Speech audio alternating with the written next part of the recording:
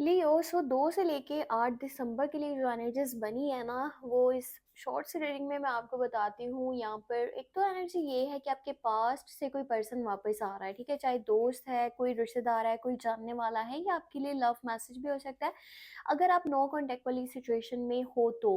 बाकी कुछ लड़ाइयाँ भी हो सकती हैं और आपकी खुद की वजह से ही क्रिएट होंगी। अगर आप चुप रहो तो ये चीज़ें फिर यहाँ पर सँभल जाएँगी। कुछ लोगों की रियलिटीज़ भी सामने आने के चांसेस हैं, कुछ रियलिटी चेक्स भी मिलेंगे उन लोगों की साइड से जिनके ऊपर आपने आँखें बंद करके भरोसा कर रखा था। तो कोशिश करना कि इस वक़्त में किसी के ऊपर भी आपने अंधा एतबार नहीं करना, वरना आपको ये पता चलेगा कि आपने एक गलत पर्सन के ऊपर भरोसा करा था, या इस टाइम में आपको भरोसा नहीं करना चाहिए था। इस रीडिंग को डिटेल में चेक कर लीजिएगा, जो कि चैनल पे अपलोड है, और कुछ जानना हुआ तो मैसेज कर सकते हो, अबाउट सेक्शन में आपको नंबर मिल जाएगा।